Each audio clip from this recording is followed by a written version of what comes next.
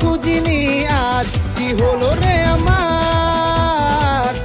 মানুষ যখন থেকে তেল বোঝা শুরু করে তখন থেকেই তেল খোঁজা শুরু করে।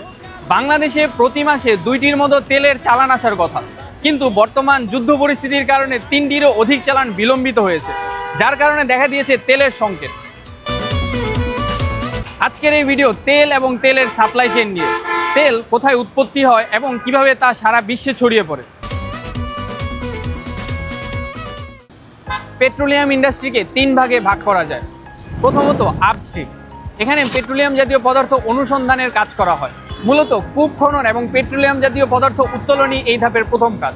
মিড স্ট্রিম, এই ধাপে উত্তোলনকৃত পেট্রোলিয়াম জাতীয় পদার্থ পরিবহন এবং স্টোরেজের কাজ করা হয়।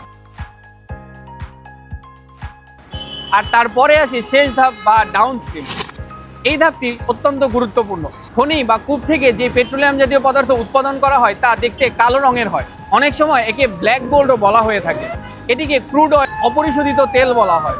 এই অপরিশোধিত তেল পরিশোধনের মাধ্যমে আমরা বিভিন্ন ধরনের পেট্রোলিয়াম জাতীয় পদার্থ পেয়ে থাকি, যেমন petrol, octane, diesel, jet fuel সহ অন্যান্য উপাদান। এবার বাংলাদেশের তেলের পাম্পগুলোতে কিভাবে তেল আসে।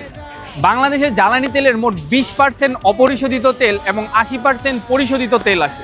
অপরিশোধিত তেলের বেশিরভাগই আসে সৌদি, কাতার, দুবাইয়ের মতো দেশগুলো থেকে। এখন প্রশ্ন হচ্ছে, এই অপরিশোধিত তেল পরিশোধিত হয় কিভাবে? বাংলাদেশের চট্টগ্রাম বন্দরে আসার পর এই অপরিশোধিত তেলটি বাংলাদেশের একমাত্র রিফাইনারিতে চলে যায়, আর যার নাম হলো ইস্টার্ন রিফাইনারি। এছাড়াও বিভিন্ন দেশ থেকে বাংলাদেশ পরিশোধিত তেল আমদানি করে থাকে, যেমন ভারত, চীন, সিঙ্গাপুর, থাইল্যান্ড, ইন্দোনেশিয়ার মতো দেশগুলো থেকে।